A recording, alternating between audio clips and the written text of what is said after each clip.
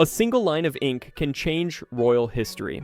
Archie Harrison Mountbatten Windsor's birth certificate was filed on May 17, 2019, then quietly altered less than 2 weeks later, erasing his mother's given names and slipping the word Prince into his father's title.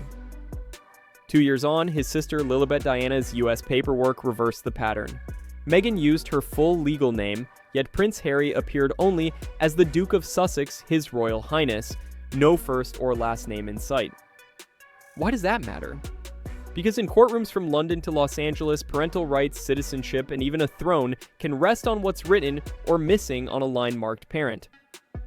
Add in a little-known Colorado statute that lets intended parents skip mentioning a surrogate entirely, and suddenly 2 tidy baby announcements look like pieces of a far more complicated puzzle. Tonight, we'll follow the paper trail from Westminster Registry books to Rocky Mountain court orders, weigh the rumors of hidden surrogacy and royal fertility issues, and ask what it all means for the line of succession. But first, rewind to the spring morning when the world met baby Archie, and a clerk prepared a certificate destined to be corrected. Stay with me. The deeper we read, the louder the silence becomes. Archie arrived at London's private Portland Hospital on May 6, 2019. As required by UK law, Harry and Meghan submitted his birth details within 14 days. The first document listed the mother as Rachel Meghan, Her Royal Highness, the Duchess of Sussex. On June 5th, an official amendment removed Rachel Meghan, leaving only the title, and added Prince before Harry's already lengthy name. No royal mother, Queen Elizabeth, Princess Diana, Kate Middleton, had ever deleted her given names from her children's records. Palace aides told reporters the change corrected protocol. Meghan's spokesperson later insisted the couple had nothing to do with it, and that senior palace officials dictated the edit. Why correct one line and not the other? Some royal watchers point out that Harry's legal name, Henry Charles Albert David, already includes Prince. If accuracy were the goal, adding that rank made sense. Deleting Meghan's names did not. Critics saw 2 possibilities. 1, a simple, clerical blunder cleaned up in haste, or 2, a deliberate step to shield the Duchess's identity from future legal scrutiny. 11 days may sound trivial until you remember that in surrogacy adoptions, the second certificate listing intended parents often replaces the first roughly 10 days after birth.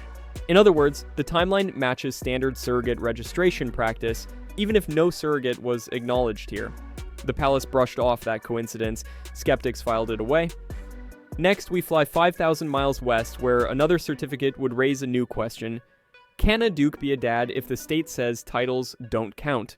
Lilibet Diana entered the world at Santa Barbara Cottage Hospital on June 4, 2021. When the Californian certificate surfaced a month later, it made headlines for what it showed and what it didn't. Harry's first name was listed as the Duke of Sussex, his last as His Royal Highness. Meghan, meanwhile, reverted to Rachel Meghan Markle.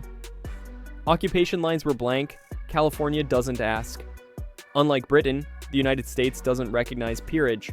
A family court judge cares about government-issued names, not courtesy titles. If a dispute ever landed in an American court, an attorney could argue that the Duke of Sussex is not a legal identity and therefore has no automatic parental standing. Why risk that loophole? One explanation, oversight. Another, strategy. By placing Meghan's full legal name on both UK and US documents, yet omitting Harry's on the American record, the couple effectively guaranteed Meghan unambiguous parental status everywhere while leaving Harry's rights ironclad only in Britain. Lawyers call that an asymmetry of leverage. Paper quirks are interesting, but Colorado's law turns them into potential chess moves. Most outlets report Lilibet was born in California, yet researchers uncovered flight records and social media sightings that place both Sussexes in Colorado Springs days before the official birth date, still unverified but widely circulated on forums. What makes Colorado special? Its 2021 Surrogacy Framework Act lets intended parents appear on a baby's first birth certificate, omitting the surrogate entirely, provided a pre-birth order is filed. Surrogacy agencies tout Colorado as privacy-friendly.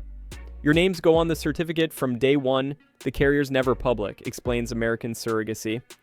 If a public figure wanted to keep a gestational carrier confidential and insulate the record from UK paparazzi, registering there would accomplish both. tabloids ran with a rumor. A 23-year-old Colorado woman allegedly signed an airtight NDA after delivering a baby matching Lilibet's description in late May 2021. No mainstream outlet has confirmed her existence. Palace spokespeople declined comment. Still, the timing dovetails with Harry's charitable polo match in Aspen just 10 weeks later. An appearance critics felt unlikely if his wife were recuperating from preeclampsia. That medical claim is the next piece of the puzzle, and it too refuses to fit neatly. In April 2025, Meghan launched her podcast Confessions of a Female Founder.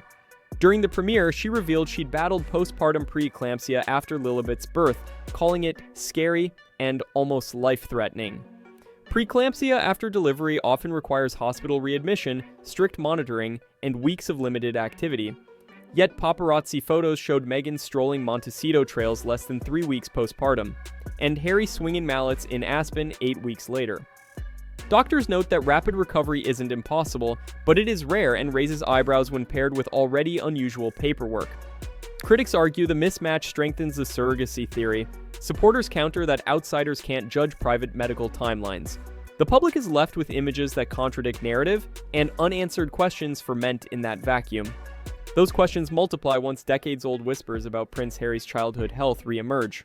Royal gossips have long claimed Harry suffered a testicular hernia surgery in childhood, allegedly complicating fertility later in life. No medical record substantiates the story. Kensington Palace never comments on private health matters. Still, the rumor resurfaces whenever surrogacy chatter spikes, because if natural conception were difficult, donor gametes and a gestational carrier would make practical sense. Internet sleuths also highlight paparazzi shots from July 2020, Meghan leaving a Beverly Hills clinic known for IVF services, clutching what looked like a post-retrieval cooling pouch. The photos remain unverified. Major outlets ignored them. True or not, they illustrate how every stray image becomes evidence in the absence of transparent answers. Important caveat: no document, no insider, and no reputable outlet has proved surrogacy or donor conception. The claim remains rumor, compelling to some, defamatory if stated as fact. We present it here only as context for why birth certificate anomalies attract so much scrutiny. Speculation aside, the legal stakes of a missing name are very real, and could ripple all the way to Buckingham Palace. Under British law, legitimacy affects the order of succession. Under US law, parental rights derive from biology or correct identification on a birth certificate. By listing the Duke of Sussex instead of Henry Charles Albert David, Harry potentially forfeits automatic standing in American courts. Should custody ever be litigated in California, Meghan, whose full name appears on both children's records, would enter with a paperwork advantage. Surrogacy attorneys in Denver note that Colorado pre-birth orders place intended parents on equal footing from day one, but stress that accuracy is vital. If a client submits a title instead of a legal name, we'd file an immediate amendment, one lawyer told Colorado Surro blog in 2022. No such amendment appears to have been filed for Lilibet. Meanwhile, British courtiers confirmed that Archie and Lilibet remain 6th and 7th in line to the throne. If a future monarch or parliament questioned their legitimacy, lawyers would request original birth documentation from both jurisdictions. In that scenario, an American judge's ruling on parentage could collide with centuries-old royal precedent, a constitutional headache few historians want to imagine. So what do the Sussexes and the palace say about all this? Practically nothing, and that silence gets louder every year. The only formal statement arrived in February 2021 when Meghan blasted tabloids for claiming she personally ordered Archie's name deletion, insisting the palace demanded it. Palace officials, speaking anonymously to multiple outlets, said they were baffled by her version but offered no clarification. Since then, crickets.